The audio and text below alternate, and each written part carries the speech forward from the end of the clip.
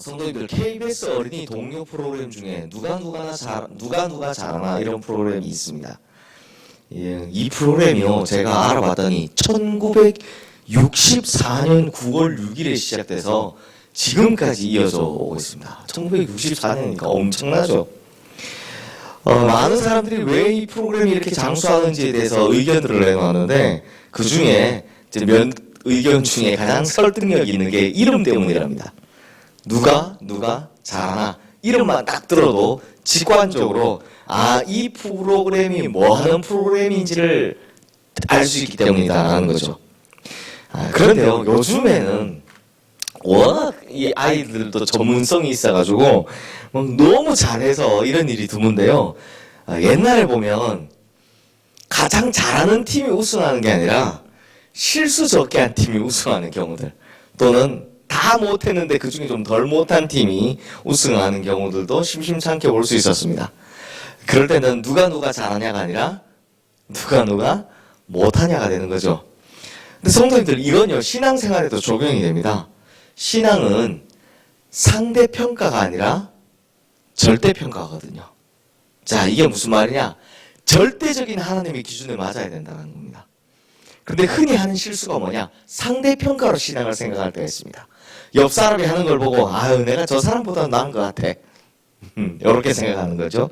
이렇게 생각하면서 내 신앙이 좀 더 나은 것 같다라고 생각하는 거, 저 사람보다 내가 나으니까 내가 하나님께 칭찬받겠지, 이런 상대적인 생각은 신앙생활하는 동안 절대 하셔는 안 됩니다. 이건 틀린 겁니다. 완전히 잘못된 거죠. 왜냐하면 하나님에겐 절대적인 기준이 있기 때문입니다. 그 기준이 뭐냐? 하나님의 말씀입니다. 그러니까 누가 더 잘하냐가 아니라 누가 하나님의 말씀에 부합하냐, 이걸 보는 겁니다. 그게 100명이면 100명 다 합격인 거고, 빵명이면 빵명 다 탈락인 겁니다. 빵명이면 100명 다 탈락인 겁니다. 즉, 신앙은 상대성이 아니라 하나님 말씀을 얼마나 잘 지키고 사느냐라는 절대성이라는 거죠. 성도님들, 오늘 우리가 읽은 본문에는 사실 경쟁 관계에 있는 두 왕이 나옵니다. 솔로몬이 죽고 난 후에 나라가 갈라지죠. 그래서 남유다는 솔로몬의 아들인 르호보암이, 북이스라엘은 새롭게 왕이 된 여로보암이, 르호보암, 여로보암이 각각 다스리게 되었습니다. 그런데 이 두 왕이요, 서로 가지고 있는 야심이 분명합니다.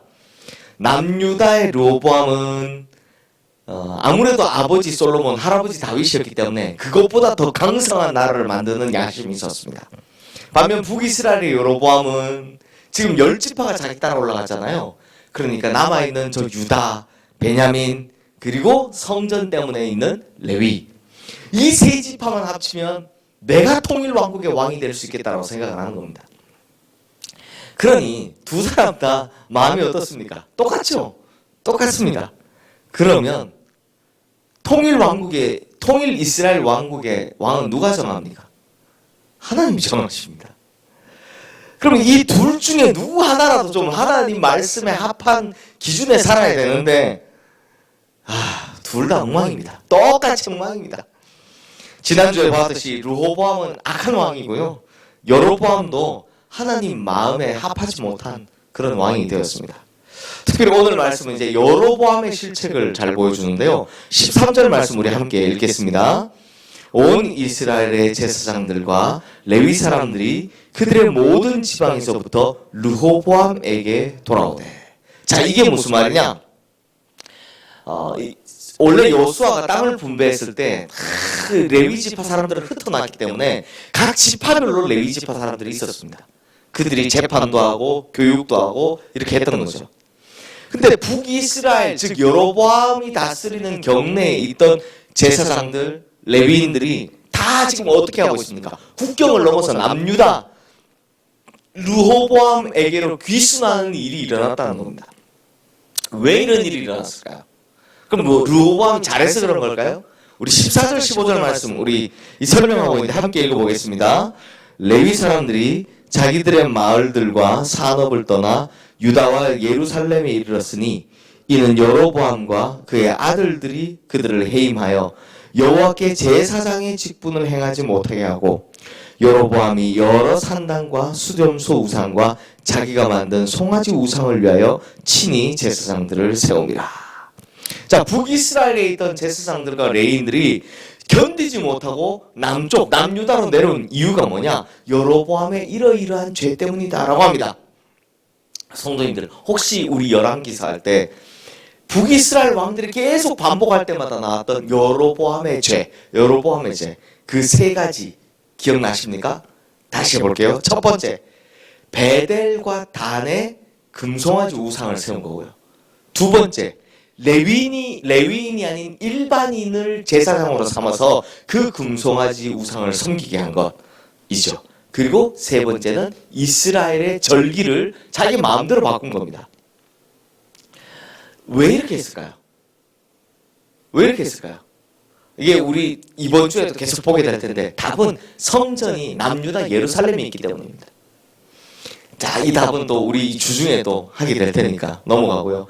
이러니까 제사장들, 레위인들이 어떻게 됩니까? 북이스라엘에서는 도저히 자기 사명을 감당할 수 없게 된 겁니다. 그래서 이것 때문에 북이스라엘은 영적 파탄 상태가 됩니다. 왜요? 제사장들, 레위인들이 전부 다 남유다로 내려와 버렸기 때문입니다.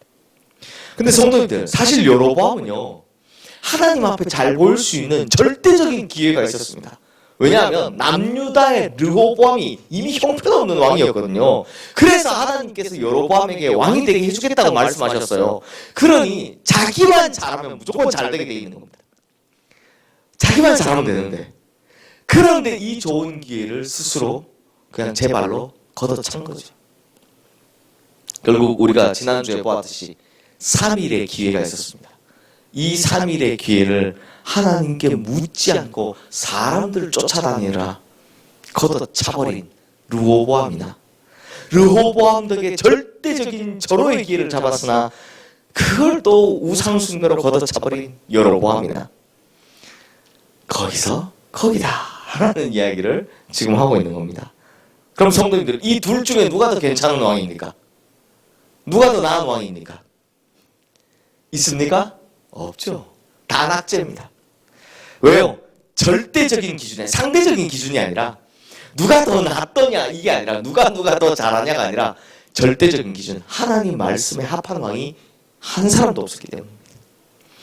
남북 왕국으로 나뉘어졌다 할지라도 이스라엘의 왕은요, 왕 행세를 하는 게 아니라 하나님 말씀 잘 듣고 하나님의 뜻대로 이끌어가는 목자의 정체성을 가져야 되는데 이 둘 중에는 그런 왕이 없었다는 겁니다. 한 명도. 사랑하는 성도들, 우리는 어떻습니까? 그럼 우리는요, 사람들이 은근히 사람은 상대성을 좋아합니다. 아리스토텔레스의 말처럼 사람은 사회적 동물이다 보니 인간은 사회 공동체를 이루고 살아갑니다. 그러면 자연스레 내 옆에 있는 사람, 또 내 주변에 있는 사람하고 비교하기 마련입니다.